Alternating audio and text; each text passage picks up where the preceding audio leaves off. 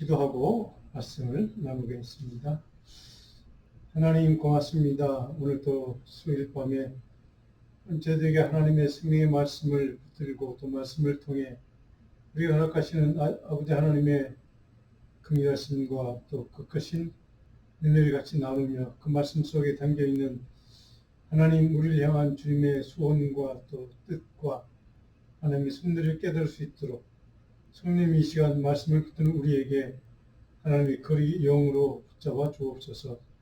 내 마음 중심 오직 주님을 사랑하는 마음으로 주님을 섬기는 마음으로 우리 마음 오직 주님을 향한 간절한 소원과 강구로 주님 앞에 나가게 하시고 우리를 향한 하나님의 거룩한 뜻이 또 섭리가 이루어질 수 있도록 성령님 함께 주옵소서.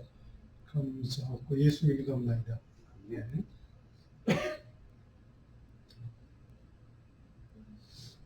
우리가 계속 이사야 말씀 공부하고 있습니다. 지난주에 제가 말씀을 공부하면서 드렸던 요절이 있습니다. 이사야 12장 2절 말씀 같이 읽고 오늘 본문으로 들어가겠습니다.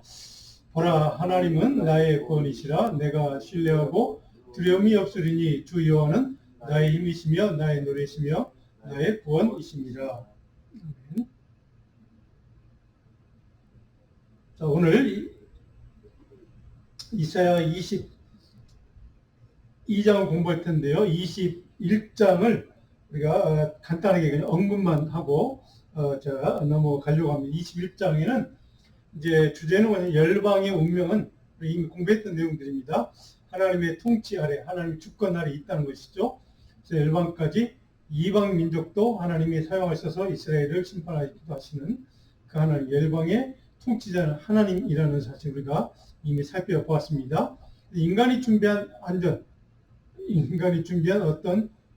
안전장치 이런 것들은 결국 무너질 수밖에 없다는 사실을 우리는 이미 살펴보고 오늘 또 본문도 그런 내용을 담고 있습니다.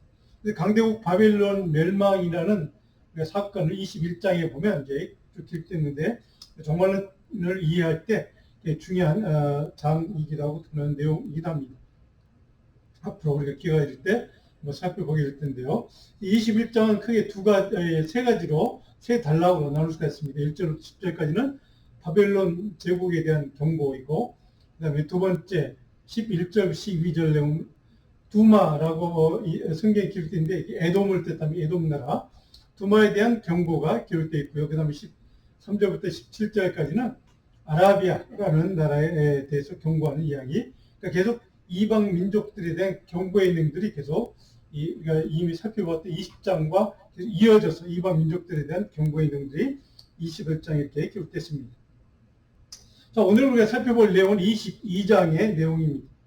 22장 성경을 옆에 다 펴시고 몇 구절만 좀 같이 읽고 시작을 하려고 합니다. 이사야 22장 구약성경 재성경 991면입니다. 이사야 22장 1절 같이 1절부터 4절까지만 같이 읽어보겠습니다. 환상의 골짜기에 관한 경고라. 내가 지붕에 올라가면 어찌함인고 선하며 떠들던 성 즐거워하던 고려 너의 죽음을 당한 자들은 칼에 죽은 것도 아니요 전쟁에 사망한 것도 아니라 너의 가누들도 다 함께 도망하였다가 화를 버리고 결박을 당하였고 너의 몸을 도망한 자들도 발견되어 다 함께 결박을 당하였도다. 그러므로 내가 말하니 돌이켜 나를 보지 말지어다. 나는 슬피 통곡하겠느라 날 백성이 대망하였으므로 말미암아 나를 위로하려고 훔치지 지금 읽었던 4절까지 내용이 오늘 22장 첫 번째 단락입니다. 우리 22장 주제는 제가 설교노트 묵상노트에 다 있습니다. 하나님의 백성은 삶의 일을 만날 때 누구를 도대체 바라보고 의지하고 소망해야 되는가, 이런 주제를 우리에게 던지는 장이기도 합니다. 첫 번째로서 1절로 4절은 환상의 골짜기에 대한 탄식이 기록됐습니다. 환상의 골짜기는 도대체 무슨 내용인가? 바로 이 환상의 골짜기는 바로 당시 유다 왕국, 유다 나라, 하나님의 백성들을 뜻하는, 예루살렘 성에 사는 하나님의 백성들을 뜻하는 표현입니다. 그러니까 환상의 골짜기에 관한 경고라. 유다 이방 나라들에 대한 경고가 21장까지 쭉 있지 않았습니까? 22장에는 드디어 이제 하나님의 백성인 유다에 대한 경고입니다. 굉장히 경고의 내용이 굉장히 좀 비극적인 내용으로 쭉 채워져 있습니다. 2절에 보면 소란에 떨던 성, 즐거워하던 골, 사람들이 시끌벅적하게 살던 이런 동네, 성, 이런 지역을 뜻합니다. 어디겠습니까? 예루살렘 도성을 얘기합니다. 자, 3절에 보면 너희 관원들 다 함께 도망. 그런 성이었는데 지금은 관원들도 다 도망가 버렸어. 그리고 3절 후반 결방을 당했어. 4절에도 습히 통곡한 상황. 그리고 내 딸 백성이 패망하였다. 내 딸 백성, 하나님의 백성 유다가 패망할 지경에 이르렀다라고 하는 유다 백성들에 대한 멸망의 경고, 예언의 말씀이 4절까지 선포되어 있습니다. 자, 바로 이 첫 번째 단락 4절까지의 내용을 정리하면 해석과 이해해서가 묵상 노트에 쭉 정리해 놨습니다. 자, 스크린을 보시고 몇 개 마주 같이 중요한 내용만 같이 한번 읽어보고 넘어가려고 합니다. 네. 자, 한번 첫 번째 읽어볼까요? 전쟁의 위기임에도 불구하고 성 자체는 축제, 쾌락만 추구하는 상황. 그러니까 예국 다른 나라가 이방 민족이 쳐들어오는 공격하는데 여전히 성 사람들 그걸 깨닫지 못하고 경계심도 갖지 못하고 축제 분위기, 그냥 좀 속된 말하면 놀자판 이렇게 영적으로 무디어 있는 상황을 지금 표현한 그 메시지가 4절까지 됐습니다. 두 번째로, 자, 실제로는 패배와 죽음의 현실을 맞닥뜨리고 있습니다. 그래서 위기의 상황을 맞은 거죠. 그런데도 불구하고 그들은 현실을 보지 못하는, 현실을 그러니까 통찰하지 못하는, 눈이 가려져 있는 그런 상황을 이제 표현을 한 겁니다. 백성들의 그런 상황, 영적인 무지의 상황, 그런 상황. 그 다음에 위기의 본질은 뭡니까? 군사력의 문제가 아니라 하나님과의 관계에 문제가 있었던 것을 그들은 깨닫지 못했다는 거죠. 그러니까 외국이 쳐들어와서 공격을 당하고 표명하고 이런 위기 상황임에도 불구하고 그것을 깨닫지 못하는 것은 그들이 군사력이 모자라서도 아니고 방비를 하지 않았어도 아니고 또 그들은 영적으로 하나님 앞에 그러한 영적인 무감각 상태, 이런 문제가 있었다는 것이죠. 자, 그 다음에 그래서 하나님이 회개하고 돌이킴으로 그 다음 단계에 나옵니다. 하나님께 돌아오도록 명령하시죠. 그런데 그들은 결국 그것을 하나님께 돌아오지 않고 하나님의 도우심도 구하지 않고 하나님께 의지하지도 않는 그러한 공동체적인 불신앙의 상황, 불신의 공동체, 이런 상황이 지금 유다의 상황이라는 것을, 우리 영적인 그런 소경 상태인 것을 정확하게 표현해 주고 있습니다. 자, 그 다음에 5절로 11절까지 두 번째 단락은 어떤 내용인가? 자, 포위를 당했습니다. 외국 다른 나라가 이제 공격해 들어오는 거죠. 예루살렘의 정치 현실은 그런 상황, 위기 상황이죠. 그런데 지도자들은 그 상황을 어떻게 늦게나마 그 상황을 좀 막아보려고 좀 노력을 합니다. 그 노력이 가치가 있는 것인가? 그렇지 않다는 것을 11절까지 말씀하고 있습니다. 5절에 보면 이렇게 기록이 되어 있습니다. 환상의 골짜기에 주 만군의 여호와께로부터 이르는, 자, 환상의 골짜기에 누구에게부터 온다고요? 하나님께서 주시는 소란과 밝힘과 혼란의 날이 온다. 그러니까 하나님의 심판을 당했다는 뜻입니다. 하나님의 책망을 당해서 그런 일들이 벌어지고 있는 상황임에도 불구하고 그래서 여전히 깨닫지 못한다는 이런 것을 전제하고 있는 내용입니다. 그래서 5절 마지막에 보니까 성벽이 무너졌다 하는 그런 상황입니다. 자, 6절에 가면 엘란 사람이 화살통을 메었고 기르 사람은 방패를 드냈다. 바로 이 유다를 공격하려고 하는 적군의 지금 그런 그 실체가 누구인가를 정확하게 이렇게 밝혀주고 있습니다. 자, 근데 8절에 가면 중요한 내용이 기록됐습니다. 그가 유다에게 덮였던 것을 벗김에, 하나님께서 유다에게 덮였던 어떤 믿음의 시각을 벗겨버리니까 그들이 8절 후반절에 보면 병기를 바라보았다. 그들이 그러니까 하나님을 바라보는 시각을 갖지 못하고 회복하지 못하고 그들은 인간적인 노력, 인간적으로 적을 막을 방법을 찾기 시작했다는 뜻입니다. 그래서 9절에 보면 너희가 다윗성에 무너진 곳이 많은 것도 보며 물도 모으며 10절에 또 성벽을 견고하게도 쌓으려고 노력한다. 그 11절 두 성벽사에 저수지를 만들고 물이 굉장히 중요한 시대니까 물을 저수지에다가 이렇게 모아놓고 하는 인간적인 노력, 적군을 막으려고 하는 노력과 방비 작업을 대비를 하기는 하는데, 자, 그 모든 것들이 다 어떤 가치가 있는 것인가? 11절을 보니까 그러나 너희가 이를 행하신 일을 악마하지 아니하였고, 인간적인 노력과 수고를 다해서 적군이 지금 침공하는 것을 막으려고 노력은 하지만 정작 너희들이 지금 문제가 되고 있는 영적인 시각으로 하나님 그 일을 만드신 적군을 공격해서 너희를 지금 이게 공경에 빠뜨리게 만드는 너희 돌아오도록 너희 지금 하나님께서 징계하시는 그 일을 행하신 그분, 그 하나님 악망하지 않는다. 여전히 너의 힘과 내 능력과 내 지혜를 동원해서 그 문제를 위기를 돌파해 보려고 인간적인 수단과 노력을 동원하는 너희들의 모습, 그 위기의 순간에 여전히 너희들은 하나님을 바라보지 못하고 하나님께 나오지 못하고 하나님을 의지하지 못하는 그 모든 너희들의 영적인 문제를 지금 지적을 하고 있는 상황입니다. 11절 그래서 마지막으로 이 일을 옛적부터 경영하신 일을 공경하지 아니하였다. 그들의 영적인 문제가 무엇인지를 정확하게 좀 짚어주는, 지적해주는 말씀이 기록되어 있습니다. 적군이 이렇게 쳐들어오고 공격당하고 지금 유다가 예루살렘 멸망당하는 위기, 성벽이 무너지는 위기, 사람들이 다 도망가는 위기, 이 모든 것들의 이 일을 행하시는 이가 하나님인데 여전히 너희들은 그 하나님이 이 일을 행하심을 너희들이 깨닫지 못하고 보지 못하고 영적으로 무디어 있고 영적인 감각이 다 죽어 있고 그래서 그 일을 행하시는 하나님께로 돌아올 생각을 하지 못하는 그들의 영적인 무지함, 불순종의 모습, 불신앙의 모습들을 이렇게 지적하고 있는 겁니다. 자, 여기까지 11절까지 제가 몇 가지로 정리를 해봅니다. 읽어볼까요? 군사력이 강력한 국가들의 침략군의 예루살렘 포위 상황, 핍박 작전이 지금 시작이 되었습니다.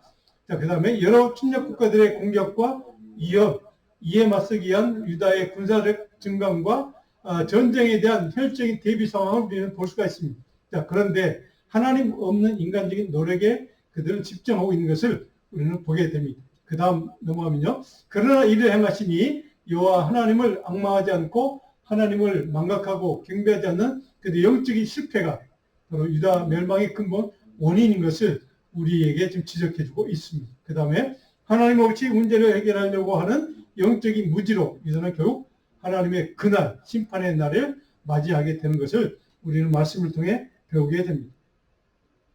그 다음 볼까요?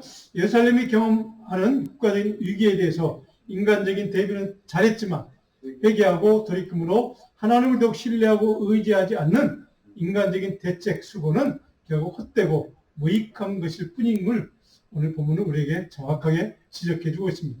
그들의 생명과 국가를 위한 참된 안전장치는 결코 될 수 없다는 사실, 우리에게 정확하게 가르쳐주는 말씀이 기록되어 있습니다. 오늘 본문의 세 번째 단락가 12절부터 14절까지는 어떤 내용인가?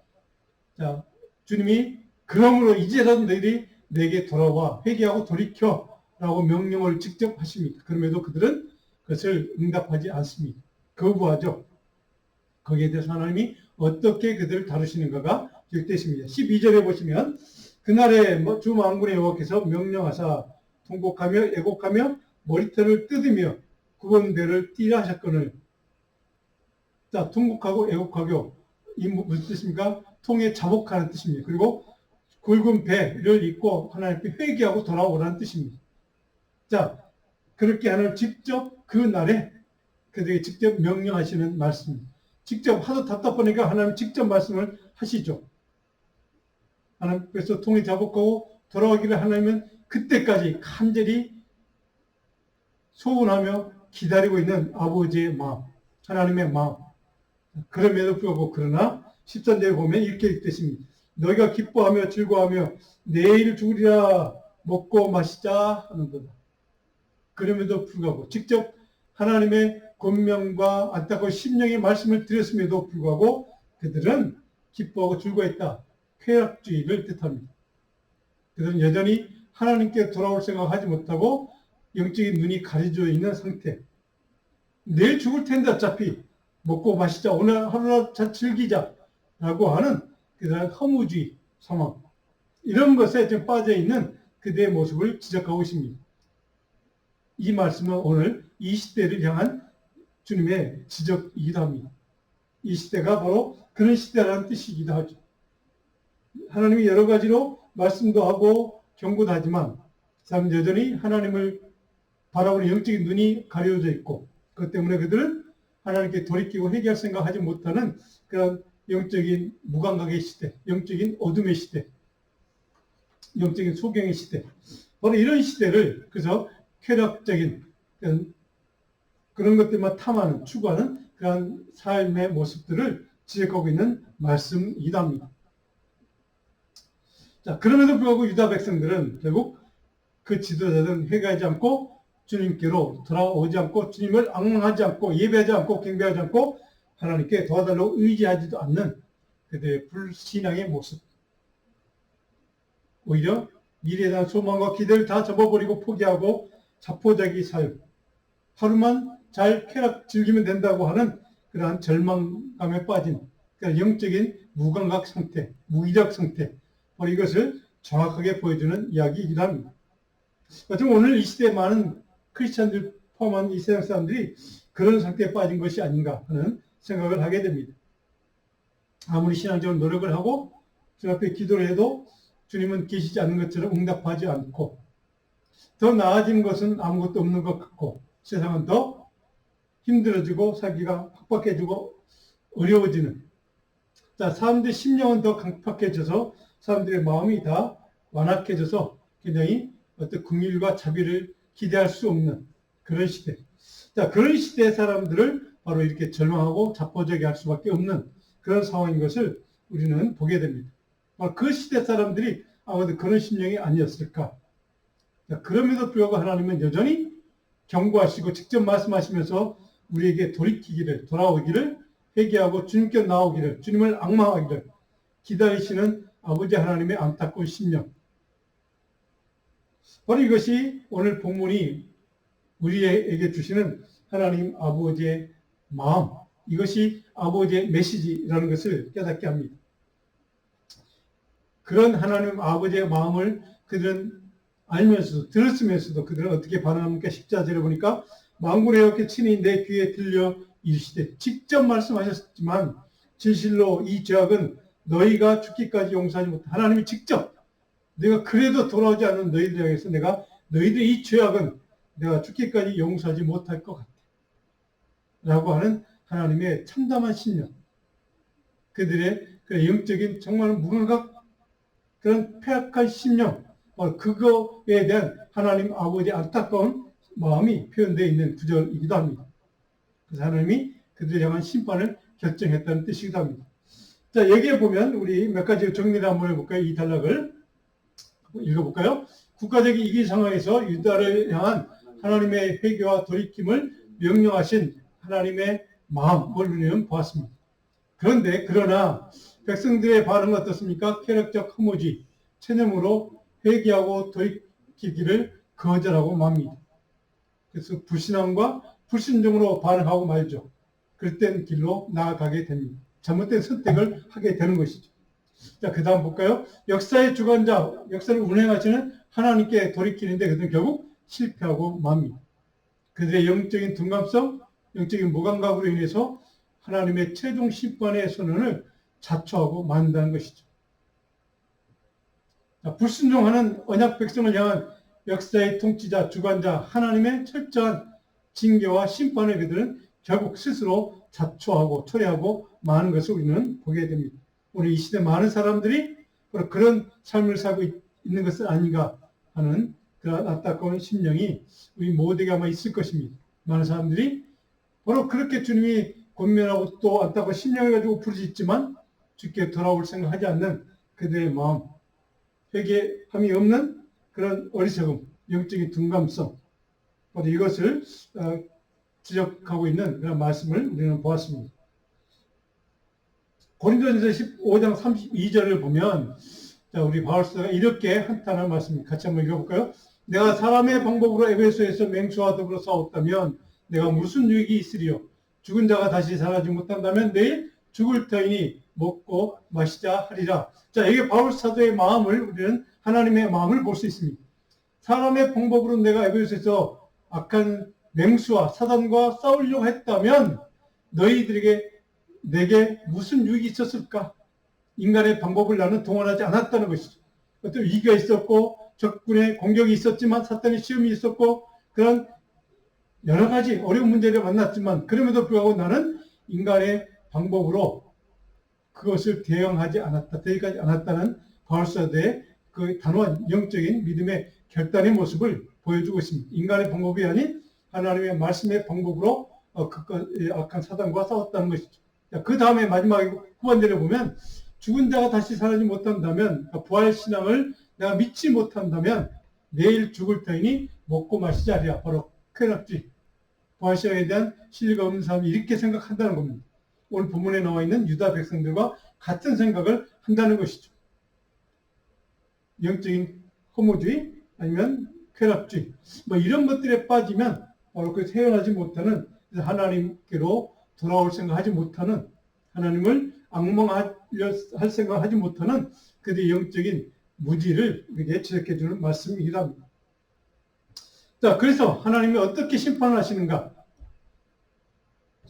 셈나라는 인물이 있습니다. 셈나라는 지도자가 있는데 그 지도자를 심판하는 이야기로부터 15절로 19절까지 바로 유다 백성들의 불신앙에 대해서 하나님은 심판을 결정하시고 그렇게 하시는 이야기가 15절부터 19절까지 기록되어 있습니다. 자, 15절에 보시면 주망군의 여호와께서 이르시되 너는 가서 그 국고를 맡고 왕국 맡은 자 셈나를 보고 이르기를. 셈나라는 인물이 등장합니다. 이 셈나라는 인물은 당시 그 히스기야 왕 때 최고의 권력자 장관직인데 권력자 중에 하나입니다. 여기 성경에 보면 국고를 맡고 왕궁을 맡은 자셈이니까 돈과 권력을 다 갖고 있는 이제 이런 위치에 있는 사람이라는 뜻이죠. 자, 그런 사람을 하나님이 심판을 하기, 왜냐하면 그 사람이 악의 근원이거든요. 그 사람을 심판하려고 결정하셨다 하는 겁니다. 17절에 보니까 어떻게 심판하시는가? 나 여호와가 너를 단단히 결박하고 장사같이 세게 던지되 18절 주인의 집에 수치를 끼치는 자라고 그를 책망하시고 하나님의 집을 수치를 끼치는 자라고 악한 자라는 뜻이죠. 그렇게 셈나를 지금 정죄하는 이야기입니다. 자, 18절에 보시면 수치를 끼치는 너를 내가 심판한다. 대표자인 너를 심판한다. 물론 그 사람 한 사람뿐이겠습니까? 여러 사람이 있겠지만 대표적으로 그 사람을 하나님 직접 심판하신다는 선언을 하시는 겁니다. 19절에 어떻게 구체적으로 심판하는가? 내가 너를 내 관직에서 쫓아내고 그러니까 권력을 지금 없애버리겠다는 뜻입니다. 내 지위에서 너를 낮추겠다. 교만한 자리에서 너를 겸손한 자리, 낮은 자리로 너를 낮출 거야 라고 하는 하나님의 심판을 이렇게 선언하고 있습니다. 자, 여기까지 한번 제가 정리를 한번 해볼까요? 이렇게 정리를 해봤습니다. 당시 유다의 대표적인 지도자, 고위 관리자 셈나를 심판하시겠다는 하나님의 예언의 말씀이 선포되어 있습니다. 자, 그의 문제는 무엇인가? 권력을 남용해서 다른 사람들에게 군림하는 교만이 있습니다. 그러니까 자기가 최고 권력자로 하나님 위에 있다는 그런 교만을 그는 가졌다는 사실을 우리에게 지적하고 있습니다. 그 다음에 자신을 위한 이의적인 탐욕에 사로잡혀서 이의적인 자기 영광만을 추구하는 자기의 영광, 하나님의 영광이 아닌 자기 영광을 추구하는 잘못된 관리, 잘못된 권력자를 심판하시는 이야기입니다. 자, 그렇다면 하나님은 유다의 남은 백성들을 어떻게 치리하실 것인가? 그 모든 백성들을 완전히 포기하실 것인가? 아니면 그들을 치유하고 다시 고치고 회복시킬 것인가? 바로 그것이 20절, 25절까지 마지막 단락에 바로 그들을 다시 회복시키는 이야기가 20절로 25절까지 기록됐습니다. 근데 회복시키는 대표자를 세웁니다. 하나님의 인물을 지도자를 세우는 것이죠. 그 사람이 엘리야김이라는 인물이 등장합니다. 자, 20절에 보시면 힐기야의 아들 내 종 엘리야김을 불러 하나님이 엘리야김을 세우신다는 거예요. 셈나는 쫓아내고 그리고 엘리야김이라는 사람을 새로운 지도자로 세운다는 이제 그런 말씀이죠. 자, 엘리야킴이라고 하는 이름의 의미를 우리는 좀 주목을 해야 됩니다. 엘리야킴, 이 이름 자체는 하나님이 살리셨다, 우리가 부활시켰다는 뜻입니다. 하나님이 세우셨다는 뜻입니다. 그러니까 하나님이 세운 지도자라는 뜻이죠.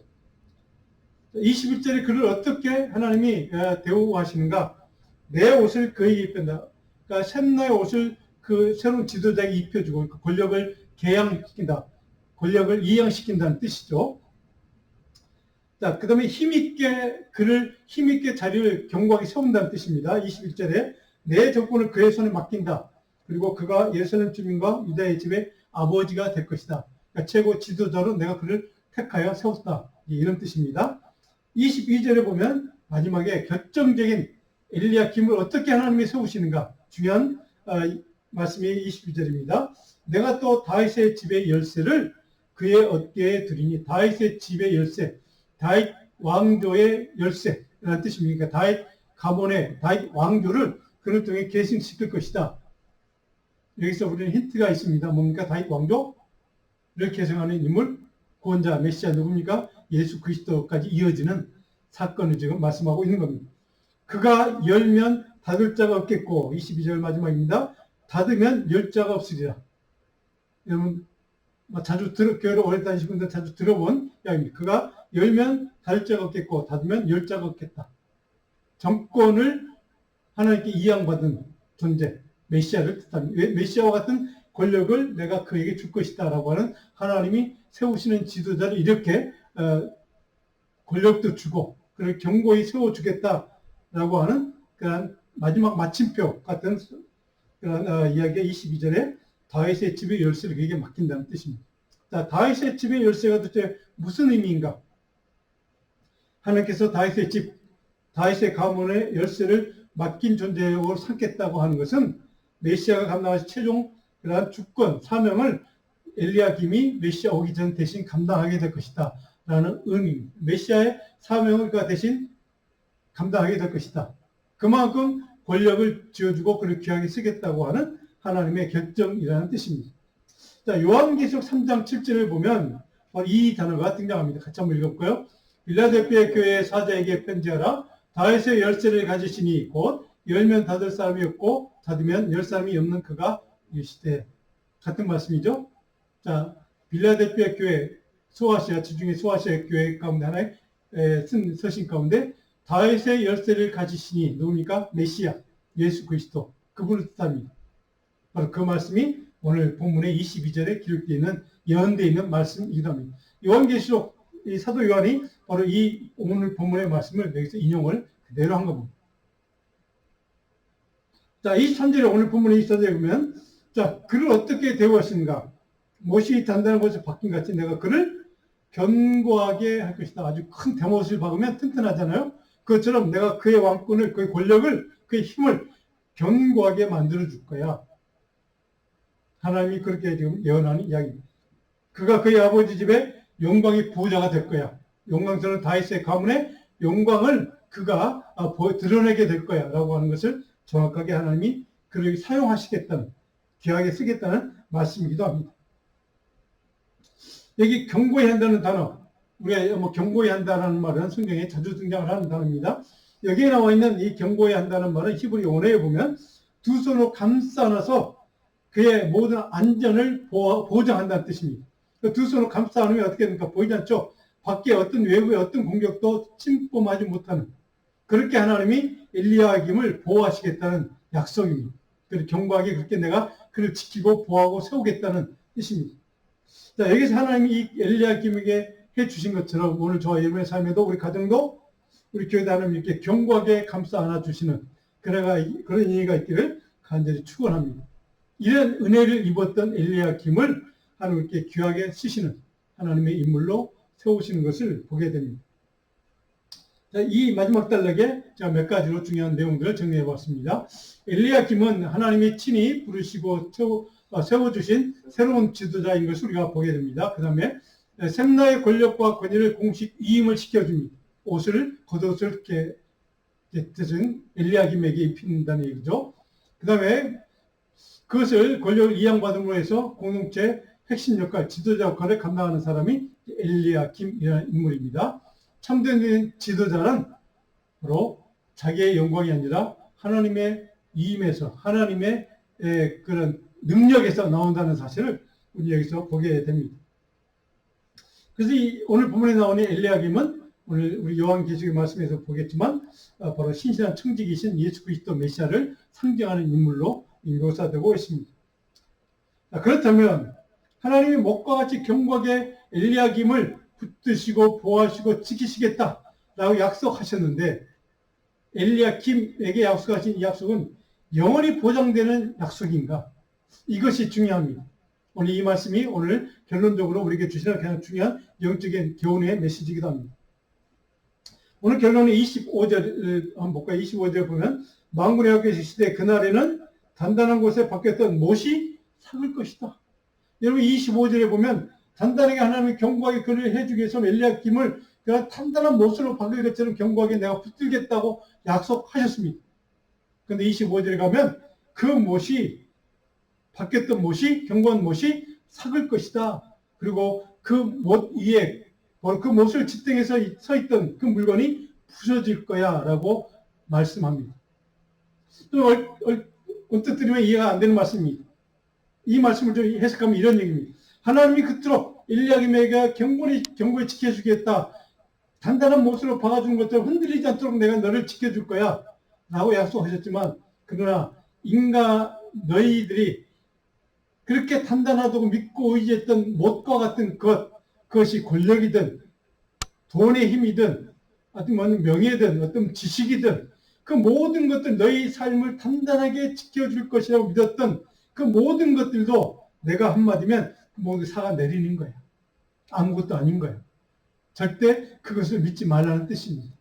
내 삶을 안전하게 견고하게 지켜주고 보장해 줄 것이라고 안전을 지켜줄 것이라고 믿었던 그 모든 것들도 하나님의 한마디에 의하면 사가 내리는 것처럼 그러한 인간의 것은 그 어떤 것도 너희가 의지할 것, 너희를 지켜주고 영원히 보호할 것은 되지 못한다는 사실입니다. 그러므로 역으로 얘기하면 그러므로 오직 너희는 나만 앙망하라 뜻입니다. 하나님만 바라보고 앙망하고 의지하고 경배하고 예배하라는 뜻입니다. 바로 이것이 오늘 우리에게 오늘 22장을 통해 주시는 이사야 선지자를 통해서 하나님 주시는 그러한 중요한 영적인 메시지입니다. 궁극적인 의지의 대상과 소망은 오직 구원자이신 생명의 주이신 메시아에게만 있기 때문에 그렇다는 얘기를 우리에게 가르쳐주는 말씀입니다. 자, 우리 요약을 한번 몇 가지 정리해 볼까요? 교만한 청지기 셈나는 자기 영광을 추구하는 인물로 결국 충성과 신실함이 없는 거짓 지도자, 거짓 청지기로 결국 폐위되고 만. 그러나 반대로 신실한 청지기로 사용받은 엘리야김은 권력을 이임받아 하나님에 의해서 신실하고 충성된 청지기로 세움을 받았습니다. 그는 하나님이 견고하게 그렇게 붙드시고 지키시고 도와주시는 그 은혜를 누렸던 인물이기도 합니다. 그 다음에 볼까요? 자, 메시아를 상징하는 다윗의 열쇠를 부여받은 그리고 백성의 지도자로 신실한 리더로 생겼던 인물이기도 합니다. 자, 그런데 하나님은 모세의 기능처럼 메시아 왕권을 견고하게 하실 것 분명히 약속하셨습니다. 오늘 우리가 25절 마지막에 봤던 것처럼 그러나 참된 다윗의 혈통으로부터 오는 참된 청지기 예수 그리스도를 예표하는 인물이 바로 엘리야김입니다. 마지막 한번 볼까요? 중요한 사건을 우리는 사실을 좀 기억했으면 좋겠습니다. 자, 25절 마지막 우리가 꼭 좀 기억했으면 좋겠습니다. 하나님이 세우신 지도자 엘리야김의 지도력을 견고하게 도우시는 하나님의 도우심을 의지하라는 강조점이기도 하지만 동시에 그러나 그 지도력과 권력과 못은 결코 영원하지 않음을 깨닫고 오직 우리를 견고하게 하시는 참 못되시는 메시아 예수 그리스도만을 의지하도록 경배하도록 앙망하도록 고면하는 말씀이기도 합니다. 그래서 오늘 이 말씀 우리가 22장 쭉 읽으면서 여러분들이 성경을 쭉 다시 한번 집에서 읽고 묵상 노트를 보시고 참조하시면서 말씀 다시 한번 공부할 때 여러분들이 좀 이 말씀을 기억했으면 좋겠습니다. 좀 마지막에 같이 읽어볼까요? 인간적인 세상적인 권력자들과 견고하고 또 든든한 모처럼 의지되는 것 모두를 뿌리까지 제거하시는 하나님을 우리는 기억해야 합니다. 그 하나님의 그 능력과 역사심을 우리는 기억해야 됩니다.